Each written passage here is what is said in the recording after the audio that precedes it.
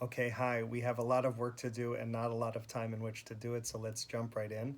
I'm Ari Lucas. I'm the Associate Rabbi at Congregation Agudath Israel in Caldwell, New Jersey, and here are some words from the beginning of Parashat Toldot. Vayitrotzatzu habanim bekirba, vatomer imken lama ze anochi, vatelech lidrosh et Adonai. The narrator tells us that the boys were running around inside of her. This, of course, refers to our matriarch Rebekah, who had been experiencing infertility, and she and her husband Isaac prayed, and God answered their prayer, and she became pregnant. But her pregnancy was so difficult that she goes to demand an explanation of God. And she says the following. She says, Im ken lama ze anochi. Not quite sure what that means, but something to the effect of, if this is the way it's going to be, why do I exist? It's a painful cry to God. Rashi comments on the narrator's comment, which says, Vayitrotzatzu habanim bekirba, that the source of the pain inside of her was that these two boys, twins, she doesn't know yet that she's having twins, but Jacob and Esau, that they were running in opposite directions, that every time she would pass by, Rivka would pass by a house of Torah study, a Beit Midrash, Yaakov would run and want to study Torah in the yeshiva.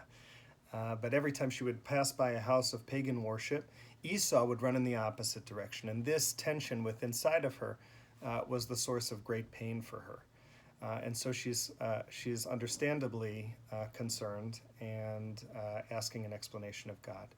God responds to her, reassuring her, Shnei goyim bevitnech. The reason this pregnancy is so difficult is because there are two nations that are inside of you, two people.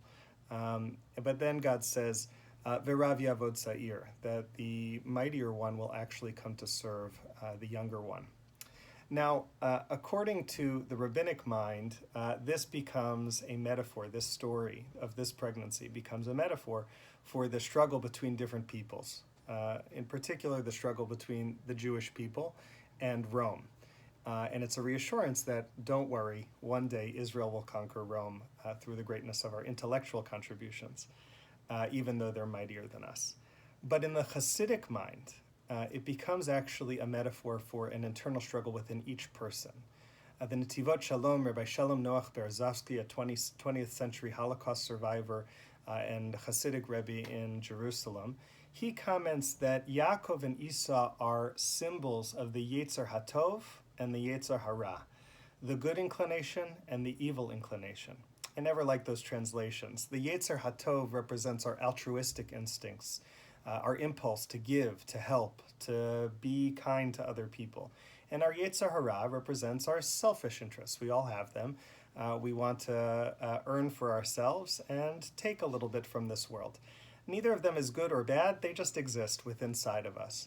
And God's reassurance to her. So you could understand Rivka's question very differently. Lama ze anochi, if I have these two impulses inside of me, one to be good, one to be altruistic, and one to be selfish, Lama ze anochi, why do I exist? What's my purpose in this world?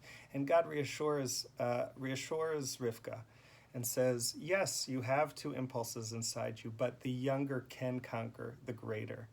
When we're young, we're very, very selfish, self-interested. As a parent of young children, I understand this very well. It's all about us.